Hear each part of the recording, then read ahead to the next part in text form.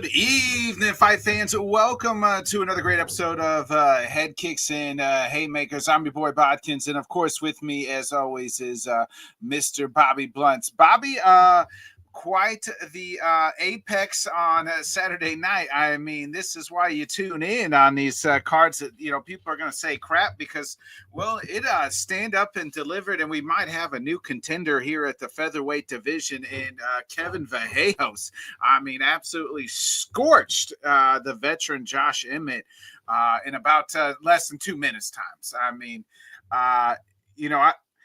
this is a guy that has got knockout powers, is calling kind of for a Jean Silva rematch.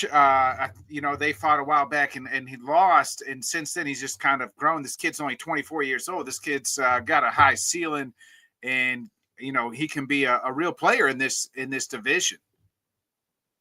Yeah. That entire Apex card, I don't want to say over-delivered because I thought it was a pretty decent showing. But, I mean, personally, if you add on all the Paramount cards, I will comfortably say that was the best card we've gotten out of the Paramount era as far as beginning to end. It never really felt like it dragged. The first fight was pretty mid on the night, but like other than that, we were kind of off to the races, enjoyed a lot of stuff. Vallejos is absolutely a player. He really disposed of Emmett quickly. I'm not really sure what Emmett's game plan was there. He had TJ Dillashaw in his corner. It seemed like for a minute he was trying to act like TJ. And granted, Emmett is getting older, but at the same time, like you saw Ilia Topuria go to a decision with this guy, and Vallejos was able to just, get him out there before the bell could even go. So about as good of a showing as you could have expected for him, being given kind of the main event slot and stuff. And the rematch to John Silva is definitely what I would prefer. But at the same time, I'm not a fool, and I already know the direction the UFC is going with John Silva. So I also saw him call out like Yair Rodriguez for Noche. I see a lot of people like that. Bottom line, I think, he needs to be fighting someone in the top 5 there. Yeah, I mean, Yair's 4. I just pulled up the rankings. Vallejos got up. He went up 4 spots, is now ranked 10th. So I like the Yair shout. You know what I mean? It seems like, him and I guess Diego Lopez is already booked for the White House. So I was like, him and Diego would be a fun one. I think you get him and Yair would be fun. I do like what we're seeing here in the featherweight division alone, right? We're getting some kind of new blood. I know you got the old guy Volk still there, still doing his thing as the champion, but we'll get into this week's card here, and a possible number 1 contender in Murphy and Mozart. Then you had Diego Lopez right there. You got John Silva at 6. Yusuf Zalal, who's matching up. He's going to take on Aljamain. So that, that's a matchup that's kind of up there as well. You have Arnold Allen, who's been around at 8, and he's taking on Melky Costa. So we're kind of getting some of these younger guys in the featherweight division kind of, it's like, it reminds me of welterweight like a year ago, where we're seeing all these younger guys kind of start feeding into that top 5 and kind of getting out this old guard. And Josh Emmett was one of those guys. Thanks for the memories, Josh. We'll always remember that time you sent Bryce Mitchell into the shadow realm. But I think it's time for Emmett to say see you later. But I'm with you. I think Vallejos he's a guy that you could see fighting for the title. Not next fight, but he could be 2 fights away. If he takes on Yair or somebody like that, then he's definitely and wins that. He's definitely 2 fights. Yeah, I mean, he definitely, passed the test of Emmett. So I will be kind of curious to see where the UFC tries to go next. If they just have him, maybe fight up a little at 8 or 9, or if they're really ready to just throw them in there at the top. And yeah, I think 145 especially has been one of the divisions that has hit the most on Contender Series. You're seeing these guys that they get off Contender have a lot of success, and some have lost, but have been able to bounce back against better competition. Mentioning John Silva there, but it's not surprising that that division is starting to get spicy again. It's kind of why I always was bummed when Ilya left in the first place, because there were a handful of fights that he still could have taken. But, it is what it is. So. Yeah, it's going to be interesting, where they go with this division. I think the kid's great. He even says, like, he's got some things to work on. Him and Yair, I think, would be a perfect one. It's been a while since we saw Yair. In the co-main event, you got the young Jillian Robertson. She gets the decision win as well over Amanda Lemos. So, she's kind of called for a title shot. I don't really think that she's quite there yet, but I mean, because that division is the strawweight's kind of, open, but Jillian's on quite the run here. I think that was her 7th win in a row. Actually 1, 2, 3, 4, 6 win in a row. So, and before, she had 2 wins and then had a loss to Tabitha Ritchie. And then since then, she's been on a nice run. Where do you see Jillian go? I think she's definitely a ground game is one of the elite ground in jiu-jitsu, but man, that division right now, you have Wei Li that's going to obviously fight for the title again, and everybody else is kind of jam-packed right there at the top. Yeah. I want to give her the title shot right now and just have her fight Mackenzie Dern. Why are we in this hurry to just get Wei Li back in there and have her being king of the division? Like, can we have a little bit of fun? The UFC is already doing like all this wonky stuff, giving other people title shots as is. So I would find it much more compelling for them to just do Mackenzie Dern versus Roberts, and then she gets Wei Li would just fight the winner. And I don't really see the point of, the UFC just putting Wei Li back at the top, essentially making the entire division pretty worthless. So why not get like a title defense off and do that fight? And then they can book Wei Li on, who knows if they like go back to China or something, they could headline with Wei Li. I think they have much better like cards on their chest to just get this match out of the way, because she does have a multiple fight winning streak. And I know you can make an argument for other people deserving it, but I just like the matchup of Jillian and Mackenzie stylistically. I do too. And by looking at the rankings, every one of so she's moved up to 5, and everybody before her has already fought for the title.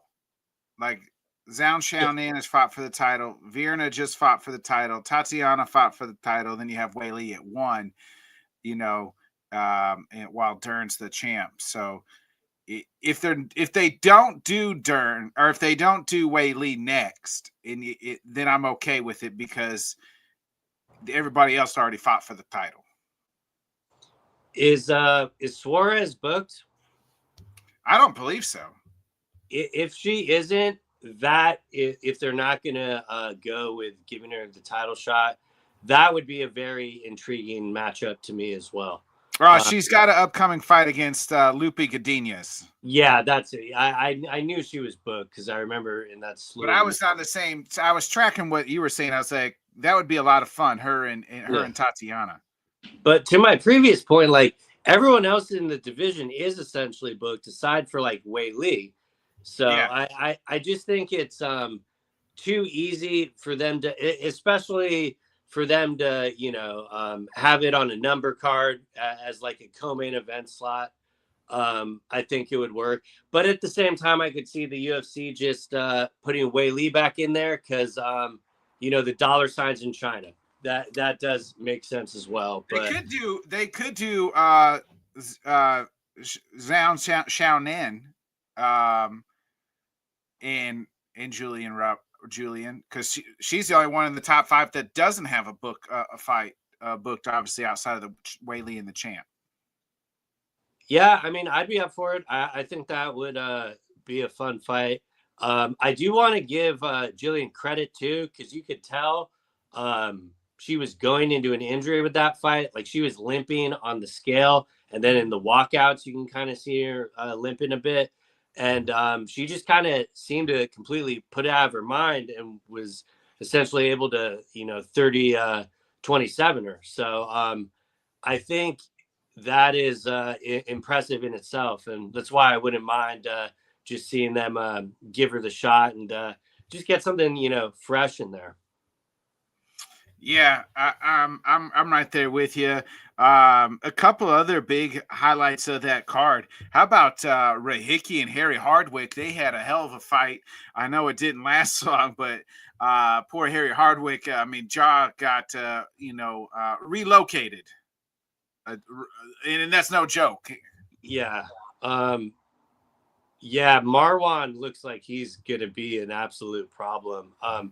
The shots, both of them were absorbing.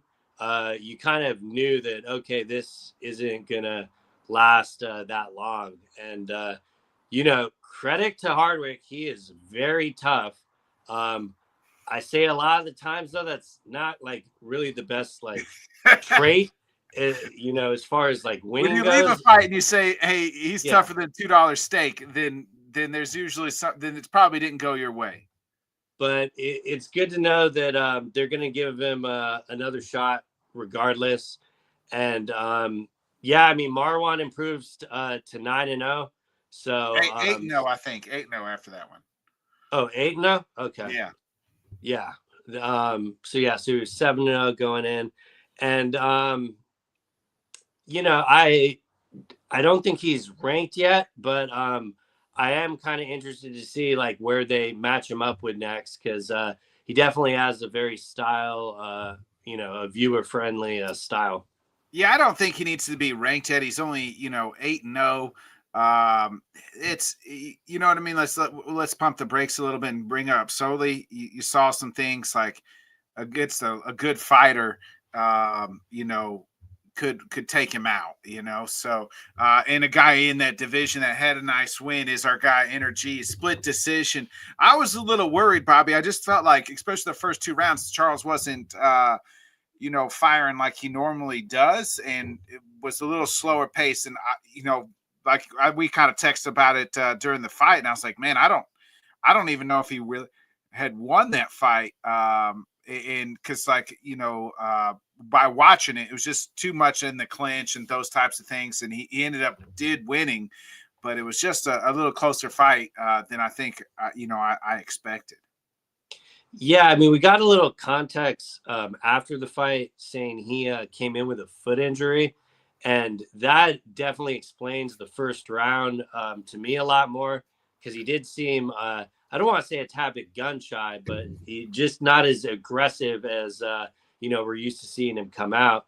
And the first round was definitely the hardest one for me to score. But they were all like razor close. But I did think in the end he kind of etched out all of them. He did have more strikes, surprisingly enough, like in the rounds. And at first he got the one scorecard of 30-27, and I was a little bit surprised by that. I thought it was a split, but then actually watching it back, I can kind of see how that judge probably got there. So you can call it my bias all you want, because I'm definitely a fan of him, and I was happy to see him win. Silva, to his credit, is literally already booked in another fight. Yeah, I saw that. Yeah. I don't necessarily think he had a bad showing either. It was a pretty decently contested fight in the hottest division in the sport. So that was definitely a highlight on the prelims. Now, Orabai, baby. We got to talk about Orabai real quick.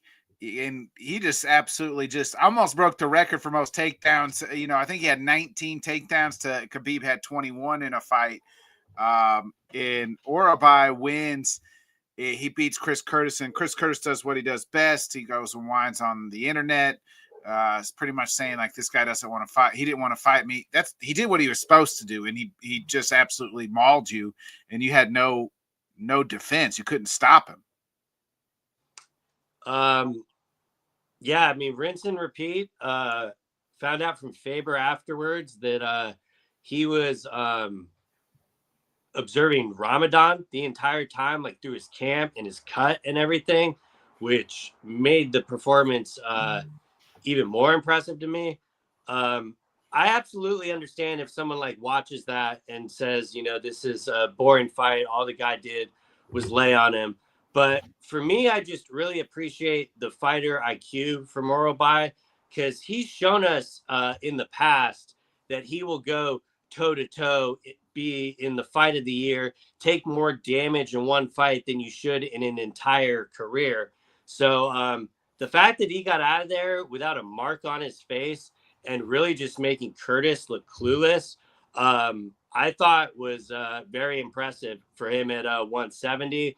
And I have a feeling in this very packed division in the rankings, I think he can do that to a lot of ranked welterweights. So I'm very excited to see what they do with him next. Curtis, you called it. Like we were saying, like over under one complaint per round, and he cleared that in the first, and he just really looked lost in there. And I don't know if that's really going to be foreshadowing the future for Chimaev Strickland. If I'm being completely honest, it could just turn into another thing of needing to defend the entire time, because that's essentially like what Kurt was doing. So Yeah.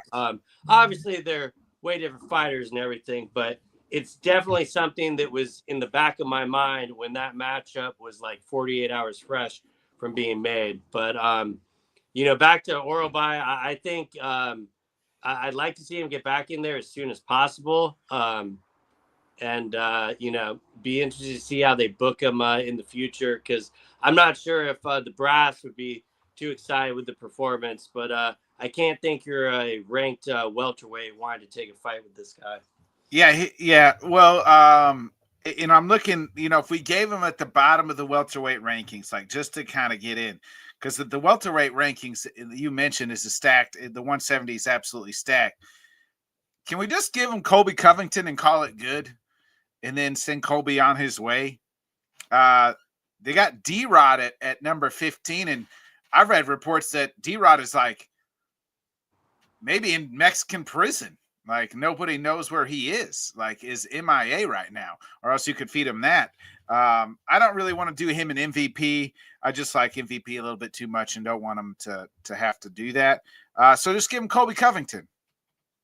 There's not a chance that Kobe takes that fight. I mean, I understand the logic behind wanting to see it booked, but there's not a chance in hell that he would take that fight. There's nobody I really wanted to see him, because like unless he just fought super high up in the rankings, and most of these guys are now matched.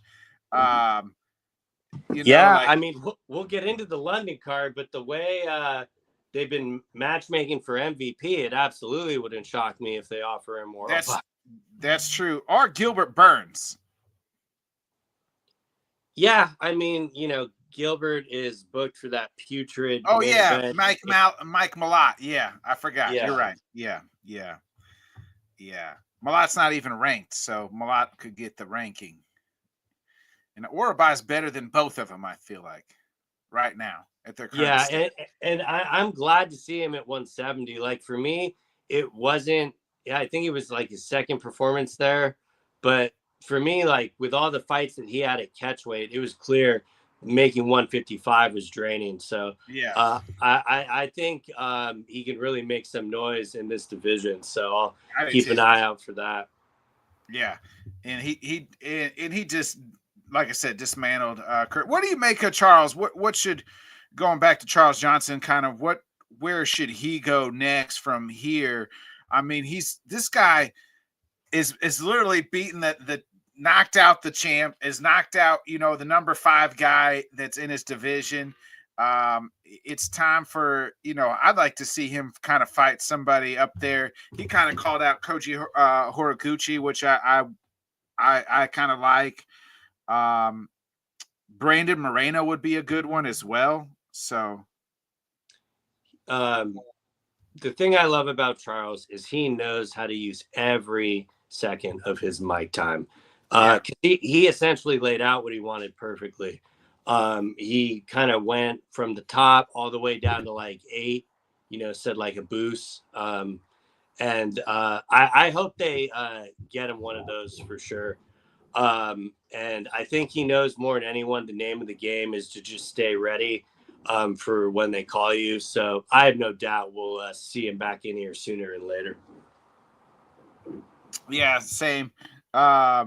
Did you have anybody else you wanted to shout out on that card? I do want to give the heavyweights. I know you're not the heavyweight guy, but we do got to give a little love to Steven Aspland and Victor Petrino. I thought that was a fun fight. Yeah, it was good. I don't know. It's weird because there was a lot of times in the fight where Asplund just seemed to be resting, and neither of them like wanted to engage, and obviously they were kind of gassed and loading up, but for the most part, like they fought through and stuff. But obviously, I actually thought it was a lot closer. Like if they gave Asplund the decision, I wouldn't have really had a problem with it because like he definitely took more damage, but he definitely had closer scenarios where he could have finished the fight and stuff like that. So, Yeah.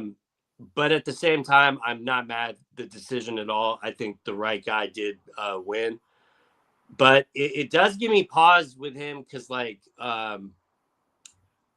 Josh Hokett, for example. I think that would be a really difficult matchup for him at this point right now. I don't think they would like match them up together, but I've known they've gone back and forth on Twitter, and definitely with like the state of the heavyweight division, don't get me wrong, there's still a handful of names that he can beat. And the big thing with him is he is so young. So especially for heavyweight, he really has time on his side for that. And the style friendly, it's but to me, like though his stock didn't go down in the performance at all, I am like reevaluating my expectations for how quickly he might like crack into the rankings. Yeah. I'll agree with that.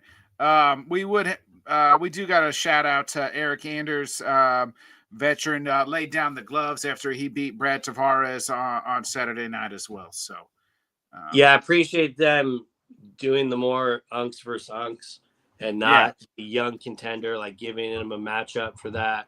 Yeah. Another shout out I absolutely have to give is Elijah Smith. He continues to just wow and feel like he has that it factor. He has the power. He made it a point to show off his jiu-jitsu when he submitted him. And I loved his call out of trying to get booked on the Newark card. I hope they can make that happen.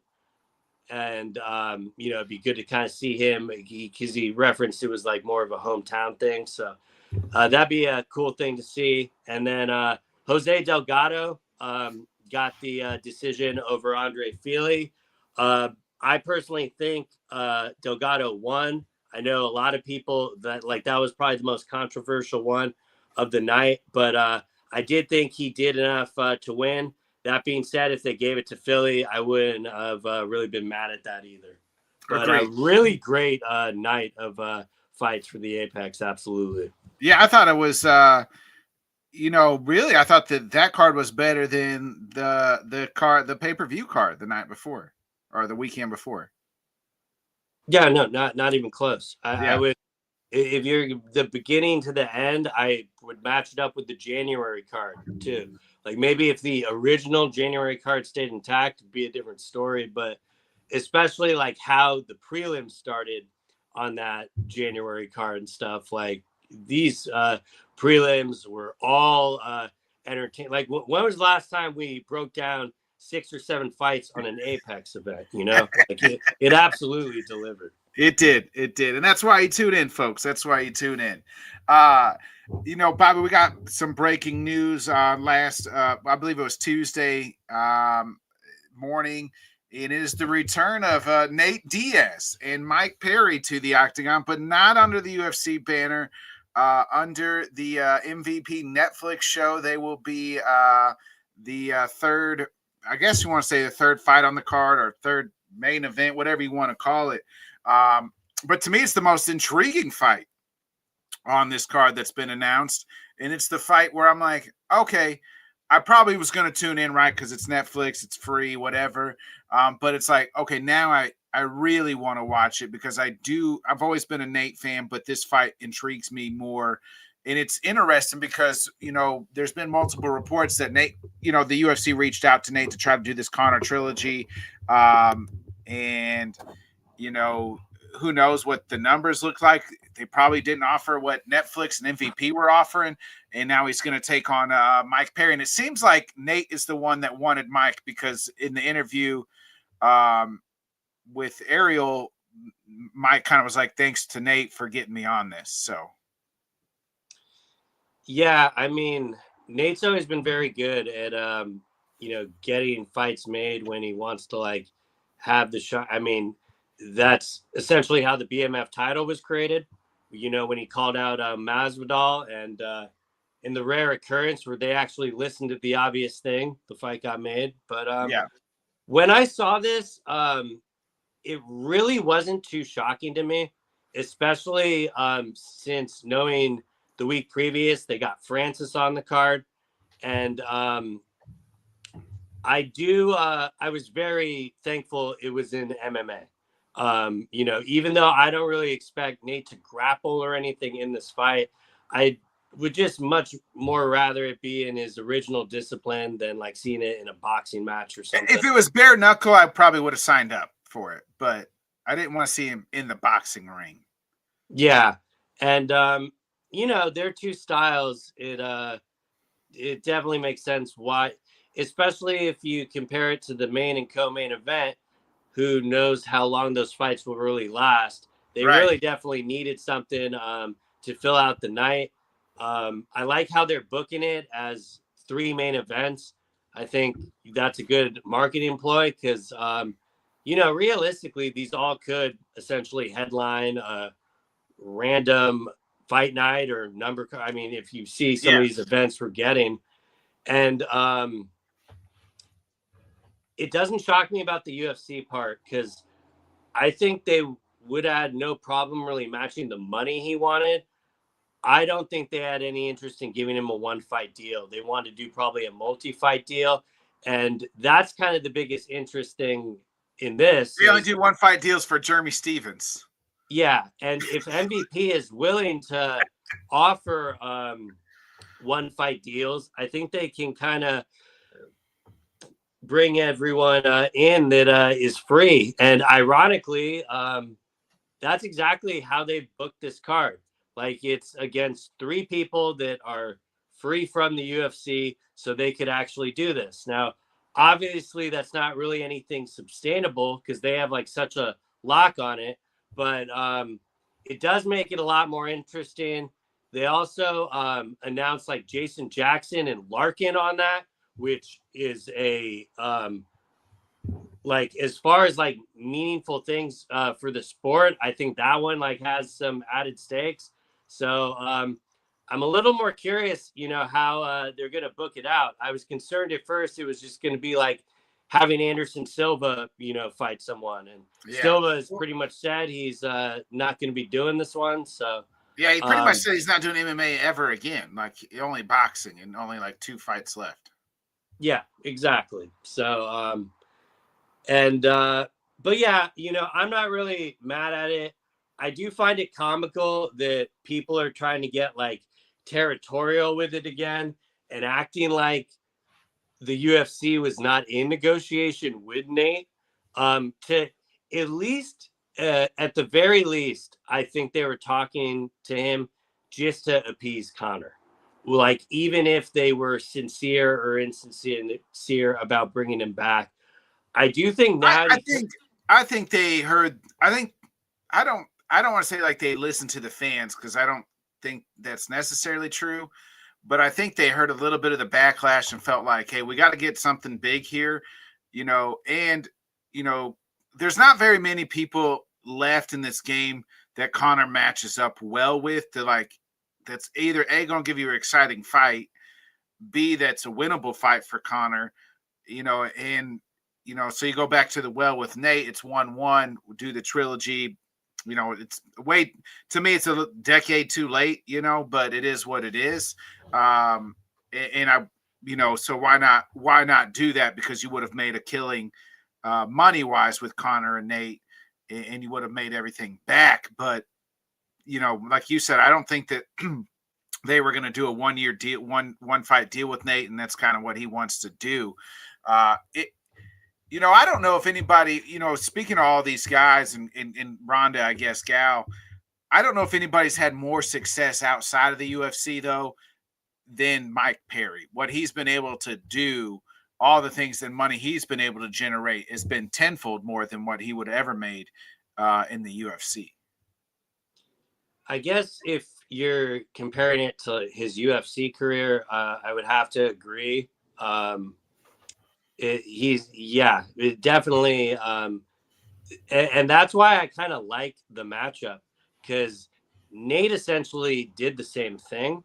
So I do find it very poetic that they're fighting each other in something. I mean, let's be serious. Like, if this fight was on, look at is it the newer card, but you got Bobby Green versus Jeremy Stevens. Yeah, this is a newer card. Yeah. How's that any different from Nate versus Mike Perry?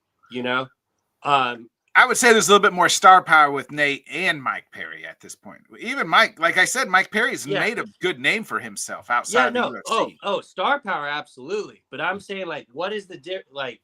People are trying to make it seem like that is a fight that shouldn't be sanctioned or something, and the UFC would have happily put that on. Oh yeah, agreed. Like, especially if you compare it to like the Bobby Green Stevens matchup.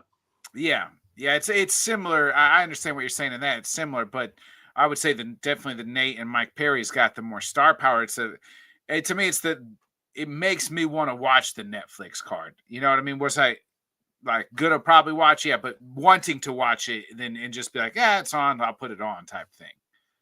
MVP has always been very good about reeling people in for everything. You get the casuals, the hardcores a little bit, and this is kind of the hardcore for the hardcore fights, Yeah, I mean, they did it to us with Serrano Taylor in the Tyson Jake Paul fight, and out of all of those, the way they're built, I do think this feels a lot more natural, because these are pretty much 3 people they're matching up with that the UFC essentially said, we'd love to have your services, but not at this price. Yeah. So I do think that's significant.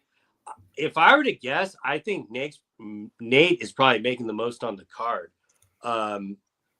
But, that's just kind of my own speculation. Yeah, I mean, he's probably making quite a bit. And I think this probably does close the door. I kind of agree with Luke Thomas. He kind of said, I think this kind of closes the door on Nate's return to the UFC.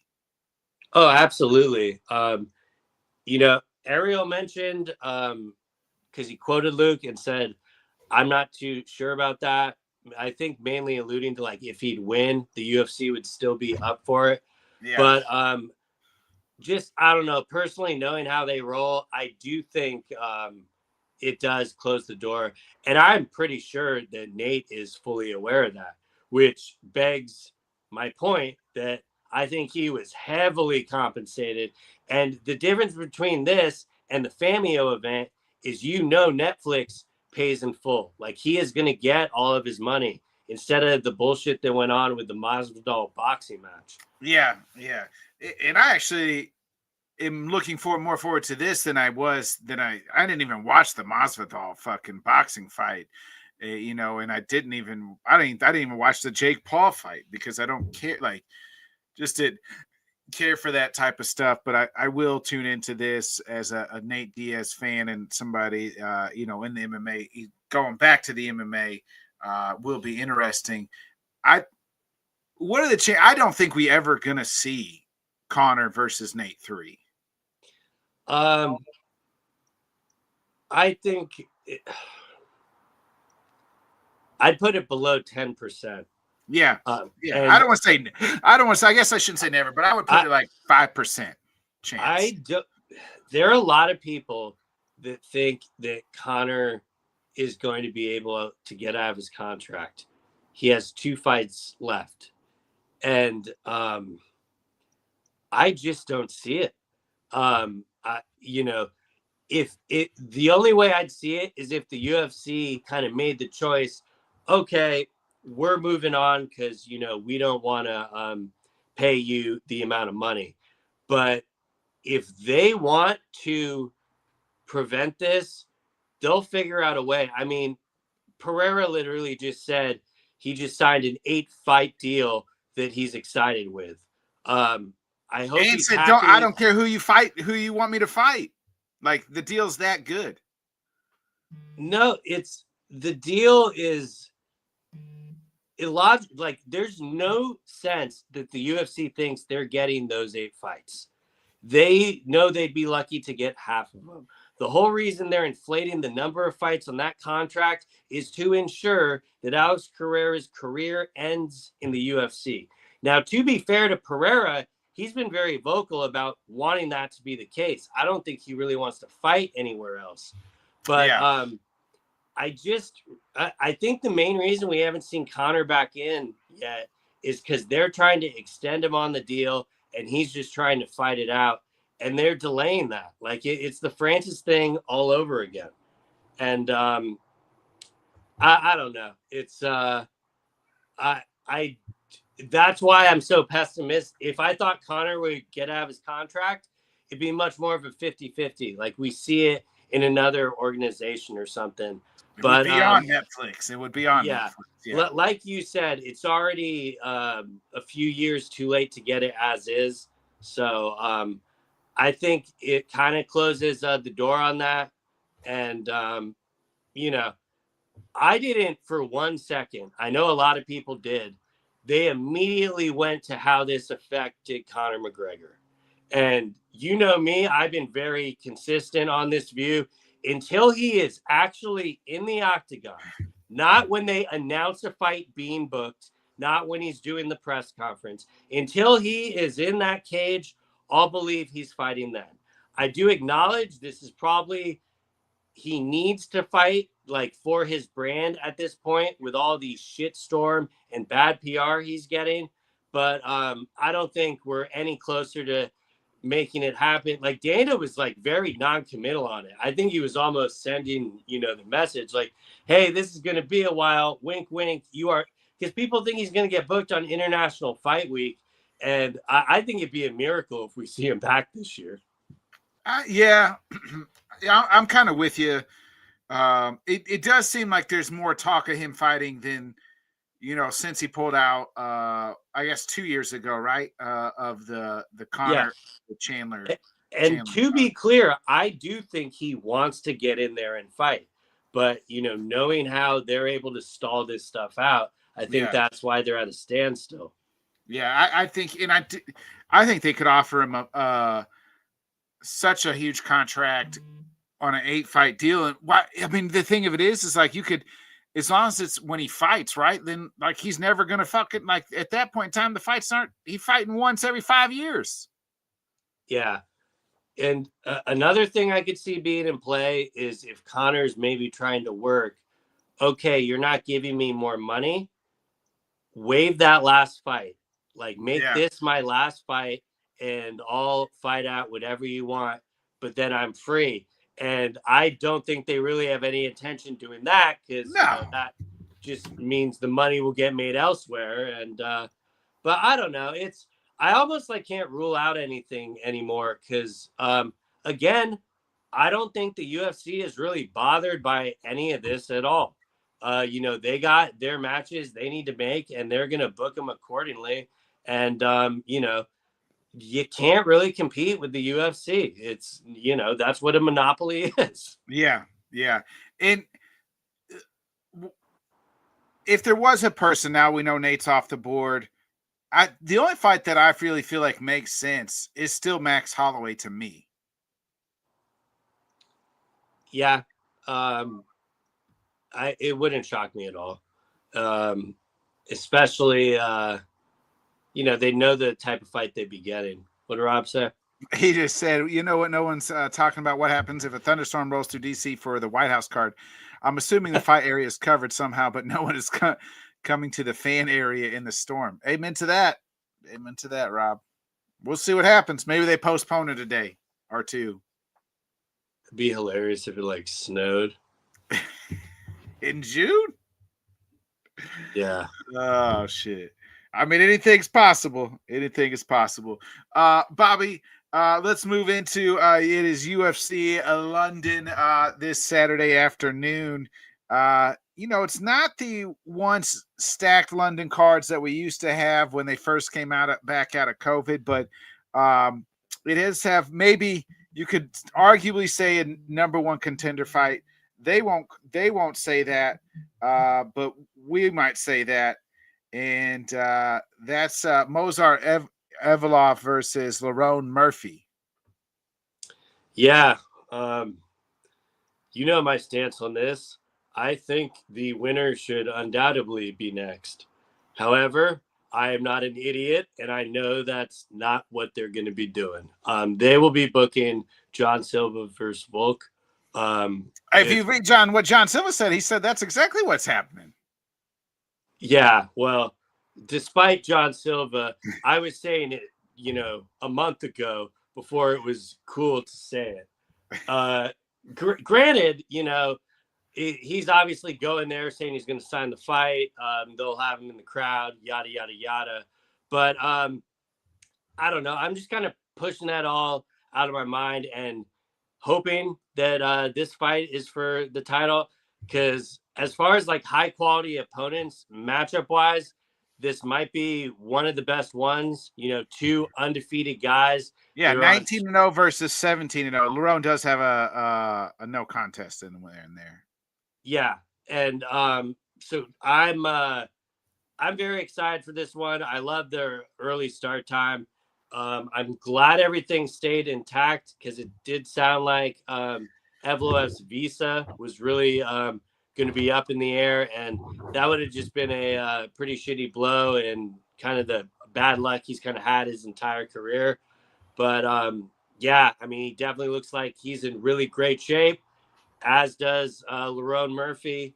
Murphy's coming off that knockout of Pico, which, you can't be riding really a better win than that when the UFC was kind of setting him up, and he took it and it finished him in exciting fashion. So I do think a very good quality main event for the London card. And, I do think they've also built this with some up and comers coming up as well. And a lot of them just are not those household names yet, but we do have a lot of, Cage Warrior guys and stuff. So these London cards almost always deliver. So there's really no doubt in my mind that this one won't. Yeah, we haven't seen Movsar in since December 7th of 24 when he had a unanimous decision against Aljo. Yeah, he had to pull out of the Pico fight. It was the Aaron yeah, Pico fight. Yeah. and that's And Lerone which stepped in. And yeah, which is almost kind of fitting that Lerone is matched up with him. You kind of already there's no hiding that I think one of these guys should already have fought for the title. But at the same time, I do appreciate the high level matchmaking with these two too. Do you feel like there's pressure on either or both these guys to get a finish? Not necessarily as much as like the fan base would think. And I do, because like to me, I almost think like the finish is irrelevant. I do think if the UFC is going with John, that they have already clearly made up their mind for that, and there would have to be some pretty spectacular shit for them to go over it. The way they match up, though, I do think, even though a lot of them both go to decision, I do think that could be in play on both sides. But I don't necessarily think that would really affect Evloev's game plan at all. Lerone essentially did not think he needed a finish in that last Pico fight. It just kind of ended up that way, the way Pico was blitzing him. Yeah. So, with how high level these guys are, I definitely think there's going to be a round or two of kind of figuring it out. Lerone already fights on the outside. He's definitely going to want to keep his distance away from the wrestler. Yeah, Mozart's going to want to try to take him down. Yeah, and Evloev was even clear in the interview that he appreciated Volk giving him the shout out to fight the winner of this. And Evloev made it seem pretty clear that he knows nothing is guaranteed if he wins this as is. I think there's more pressure on him. They always want to keep their options open, so it doesn't surprise me. But obviously, this should be for the number one contender. Whether or not the UFC will oblige by that, anyone's guess. Yeah, I think there's probably more pressure on Mozart to get the finish than Lerone, because Lerone is coming off the knockout, maybe knockout of the year last year, where we've seen Mozart's been decision, been decision. And two of those decisions were real close. Arnold Allen was real close. Remember, like they were in Canada and Mozart had his damn hand was really on the ground, like 2 fingers or some shit, as Arnold was like kneeing him. And then the Aljo fight was real close at that. That was a close decision. I think Mozart needs the finish. Who do you like to win this fight? It's really close, but especially when I'm comparing, I just think Evloev has the better wins. I mean, him being able to get that unanimous decision over Aljo is no easy feat there. And Lerone is also just as dangerous, though. So that's why it's like really hard for me to rule him out and be super confident. Like it's absolutely going to be Evloev. But I do think the 5 rounds helps Evloev. It is going to be interesting, though, because Murphy's obviously the hometown guy. Like this is the, showcase behind him. So whether he can kind of manifest some of that energy from the crowd remains to be seen. But I think there's going to be a lot of booing in this main event. And I think, you kind of know what that means. So give me Evloev. Yeah, I'm right there with you. I like Evloev to win too. I think he wins by decision. I think he just, he's just going to wrestle fuck Lerone for all 5 rounds, unfortunately. I do expect Lerone to put up I don't expect it to be complete one-way traffic the entire time. Like, yeah, Lerone is equally as dangerous. he's definitely been more active than Evloev with the pullouts. So he's probably got more in a rhythm back. It is in the back of my mind how much stress was on Evloev, not knowing if the fight was going to fall through because of his visa. But at the end of the day, I think he'll be able to kind of blank everything out. And I do think he is going to put a stamp on it. And I would probably lean him getting it done by submission if everything completely goes his way. Wow, you think he gets it done by submission? But Okay. at the same time, like, Murphy's defense is really good, so I could see him just being able to avoid and stall that out. But it would not shock me because, like, to your point, I do think he does feel some pressure to get him out of there. Yeah. Real quick, just kind of look at the rest of the card. You mentioned MVP taking on Sam Patterson. Like, that shows you what they kind of thinking of MVP. Like, this guy's a legit striker, one of the best in the game, and they're giving him an unranked guy in Sam Patterson. Yeah, I mean, it's no secret what they're trying to do here. They're trying to hope Patterson gets the win to be able to build off MVP's name. This matchup was booked before he, was on Sky Sports talking about the UFC in an in-kind way. So I think this might be his matchups, like, from here out forward. I really wish the best for him. I do appreciate what he brings to the UFC because he does make it very flashy. I know Dana hates that shit, but there is kind of an art to it. And yeah, it'll just be interesting to see if Patterson can get close to him and hit him. But we're gonna find out a lot from Patterson immediately because it's very hard to have an exciting fight with MVP because of his footwork. So very interested to see what's going to happen with it. Definitely interested in the co-main as well. Luke Riley coming over from Cage Warriors there. Yep, 12-0. And is that the Pink Panther guy? No. So that's more on the bottom. Another one I circled that I'm really excited for. Or wait, no, that's yeah, no, I'm getting him because there's a Black Panther. No, I don't believe that's Pink Panther. I thought he was lower on the card, but at the same time, it wouldn't shock me if it. Oh, that's Curtis Campbell. Yeah, Curtis Campbell's the Pink Panther. Yeah. Okay, I knew it was one of Patty's boys. I just couldn't remember which. Yeah. No, he stuck out in the Contender Series, so very excited to definitely see his debut. And you also got Nathaniel Wood fighting Chieta, making his debut. The Black Panther, that's who I originally thought when I heard Panther there. Oh, I got you. And he they don't do Nathaniel Wood any favors, man. Like, I mean, tough guy and has been around a while. Good fighter. It just seems like every time he's just in a dogfight. Yeah, he definitely has the experience in the UFC, but Chieta was supposed to make his debut a few months back, and then I think he had to pull out the week of the fight.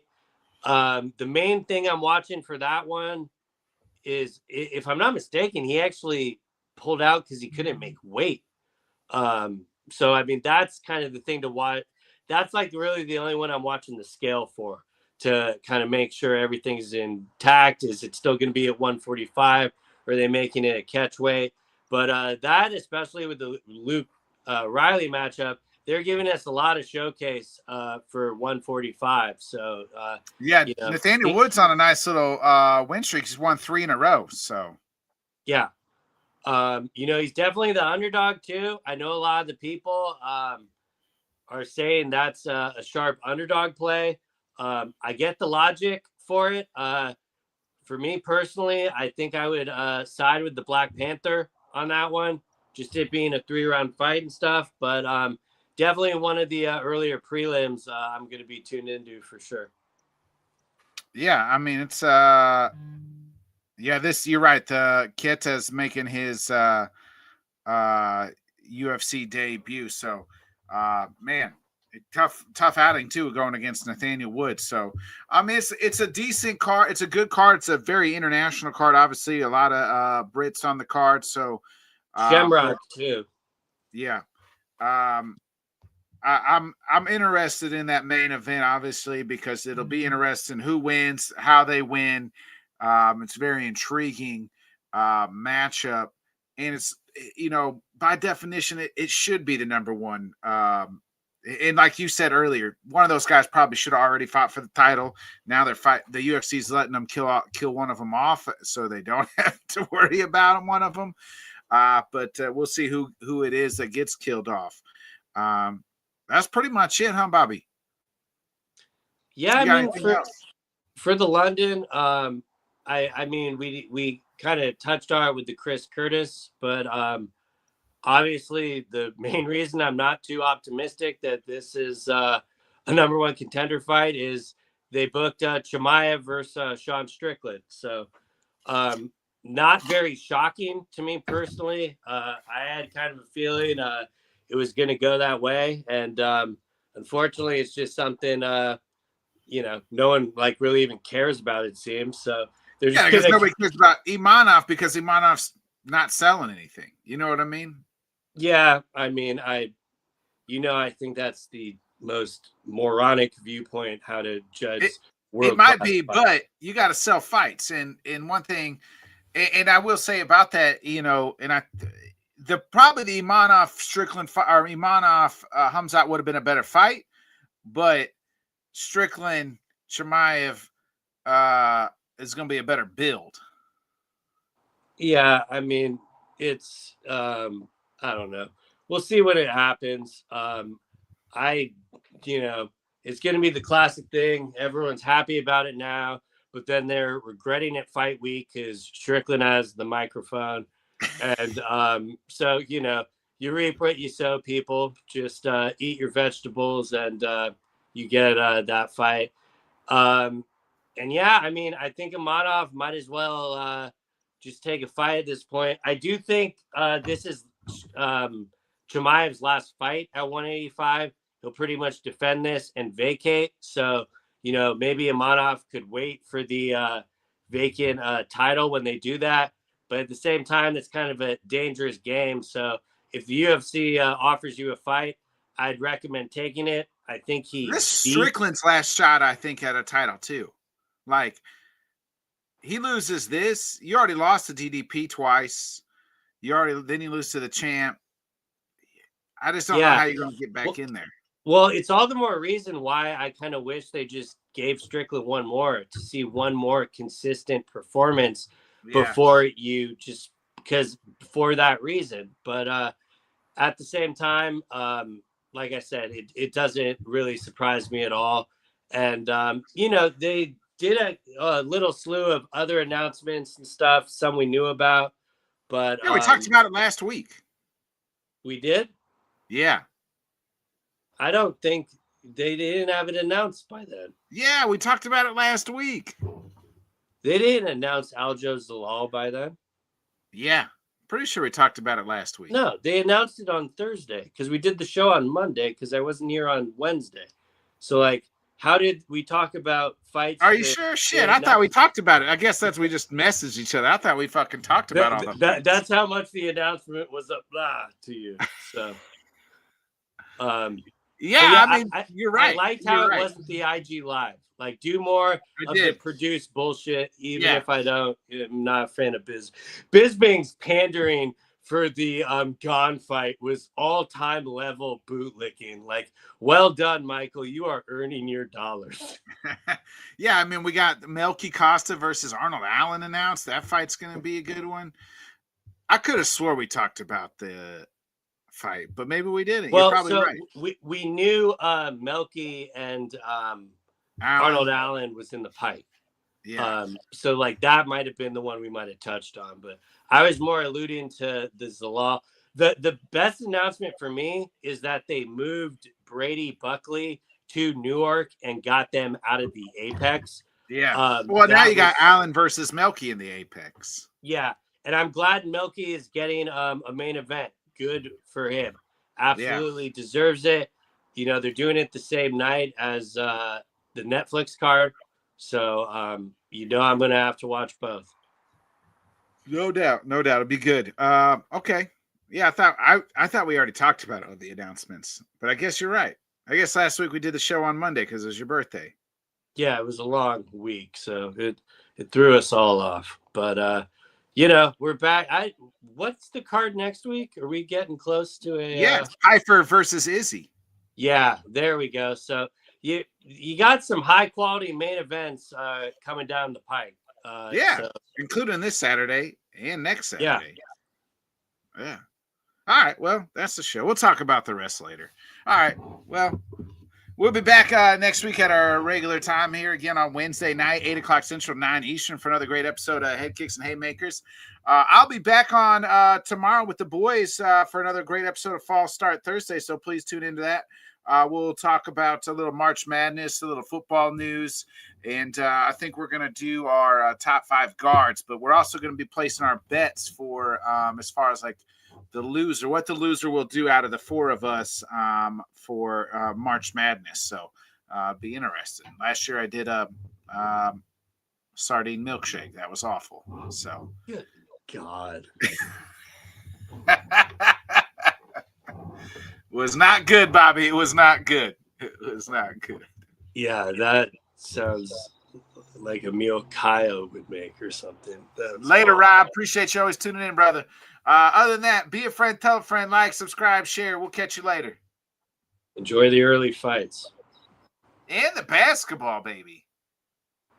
Thanks so much for joining us, and until next time, let's talk sport, friends. Thanks for watching.